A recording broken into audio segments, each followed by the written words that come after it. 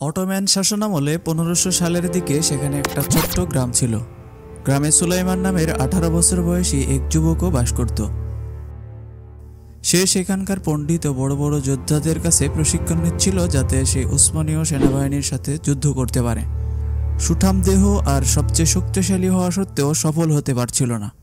সবসময় তার মন সন্দেহের আবরণে আচ্ছন্ন থাকত এবং প্রশিক্ষণের সময় অতিরিক্ত চিন্তা করত।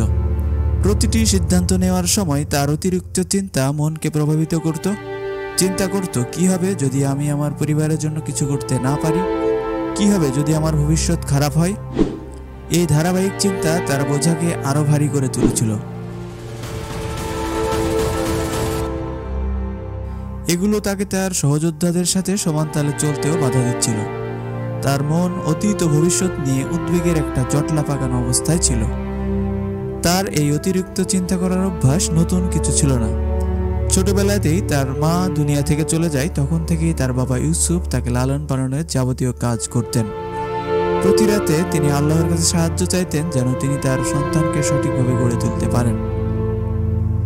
সবসময় সুলেমানকে বলতেন, তোমাকে অবশ্যই একজন দক্ষ যোদ্ধা হতে হবে আর রাষ্ট্রের সেবা করতে হবে। কিন্তু তোমার ভাগ্য জন্মের শুরু থেকেই তোমার বিপক্ষে চলছে। ছোট অবস্থায় তোমার মা মারা গেছে। শক্তিশালী হওয়া সত্ত্বেও তুমি এখনো বীর হয়ে উঠতে পারোনি।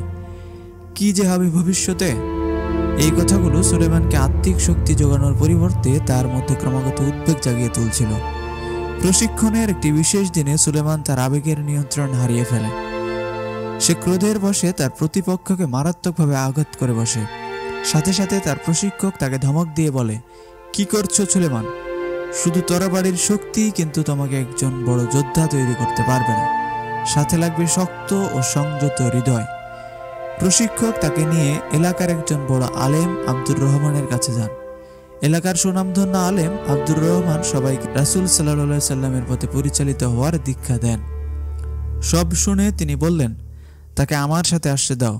তার সমাধান তরবারিতে নয়, তার সমাধান আল্লাহর প্রতি বিশ্বাসেই রয়েছে। পরের দিন সকালে আব্দুর রহমান সুলেমানকে নিয়ে নির্জন বাগানের পাশ দিয়ে বহমান নদীর কাছে আসলেন এবং সুলেমানকে একটি পাত্রে সেই নদী থেকে পানি ভরে আনতে বললেন। সুলেমান তাই করল। বাটিতে পানি ভরে শায়েখের কাছে নিয়ে আসলো। শায়েখ জিজ্ঞেস করলেন, এই পানি থেকে তুমি তোমার চিন্তাভাবনা সম্পর্কে কি জ্ঞান লাভ করতে পারো? সুলেমানকে তখন দ্বিধান্বিত দেখাচ্ছিল। আমি বুঝতে পারছি না আপনি কি শেখাতে চাচ্ছেন। এটা তো শুধু পানি যা একটি পাত্রকে পরিপূর্ণ করেছে। এটা যখন স্রোত থেকে উঠানো হলো তখন আর প্রভাবিত হচ্ছে না। আব্দুর রহমান হাসলেন এবং বললেন, আসলেই তাই। এই পানি তোমার হতাশা আর চিন্তাগুলোর মতো। আল্লাহর প্রতি আস্থার স্বাভাবিক প্রবাহ ত্যাগ করলে তারা আটকা পড়ে যায়। তুমি তোমার ভাগ্য নিয়ন্ত্রণ করার চেষ্টা করছো, কিন্তু তুমি ভুলে গেছো যে আল্লাহই সমস্ত বিষয় নিয়ন্ত্রণ করেন। ঠিক যেমন পানি স্রোতের প্রবাহকে বিশ্বাস করে, তোমাকেও অবশ্যই আল্লাহর নির্দেশে বিশ্বাস করতে হবে। তুমি অতিরিক্ত চিন্তা করো কারণ তুমি বিশ্বাস করো যে তোমার উদ্বিগ্নতার মাধ্যমে তুমি তোমার ভাগ্য পরিবর্তন করতে পারবে। কিন্তু তোমাকে অবশ্যই আল্লাহর উপর ভরসা রাখতে হবে, কারণ শুধুমাত্র তিনিই জানেন তোমার জন্য কি সবচেয়ে ভালো। শায়খ কোরআনের একটি আয়াত উল্লেখ করলেন, যে কেউ আল্লাহর উপর ভরসা করে তবে তার জন্য তিনিই যথেষ্ট। এ থেকে বোঝা যায়, তুমি যতই পরিকল্পনা আর উদ্বিগ্নতা দেখাও না কেন, তোমার জন্য যা লেখা হয়েছে তা কখনো পরিবর্তন করতে পারবে না। ধৈর্য, সহনশীলতা ও তাওয়াক্কুলই হচ্ছে মূল চাবিকাঠি, যা তোমাকে অতিরিক্ত চিন্তা করা থেকে বিরত রাখতে পারে। প্রত্যেকটা বিপদই এক একটা পরীক্ষা, এবং তোমার অতিরিক্ত চিন্তা ভবিষ্যতের ভয় থেকে উদ্ভূত হয়, যা শুধুমাত্র আল্লাহই নিয়ন্ত্রণ করেন। সুলেমান পরবর্তী কয়েক সপ্তাহ শায়েখ আব্দুর রহমানের উপদেশগুলো ফলো করতে থাকলো। প্রত্যেক দিন সে নামাজের পর সেই নদীর পাশে গিয়ে আল্লাহর নামের জিকির করে। বিশেষ করে আর রাজ্জাক, আল কদির, আল মুক্তাদির নামের অর্থ উপলব্ধি করতে থাকলো।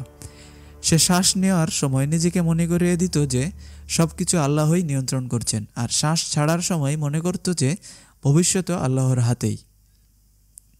আস্তে আস্তে সে তার অতিরিক্ত চিন্তা থেকে বেরিয়ে আসছিল এবং আল্লাহর প্রতি আস্থা তার বেড়ে যাচ্ছিল।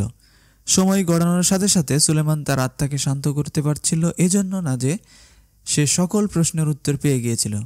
শুধুমাত্র আল্লাহর প্রতি আস্থা ও বিশ্বাসই তাকে আত্মপ্রত্যয়ী করে তুলেছিল।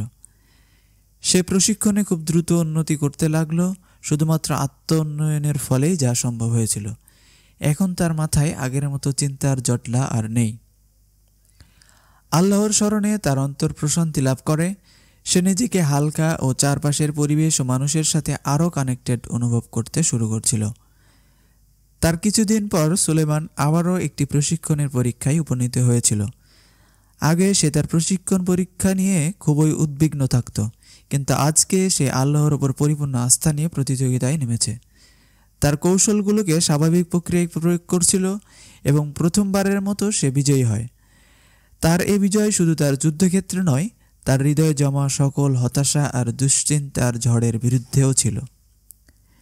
যে কারো যদি আল্লাহর ওপর পরিপূর্ণ আস্থা ও বিশ্বাস থাকে, আসলে সে একজন পরিপূর্ণ মুক্ত মানুষ, যে পৃথিবীর সুপ্ত স্বাধীনতাকে উপভোগ করতে পারে।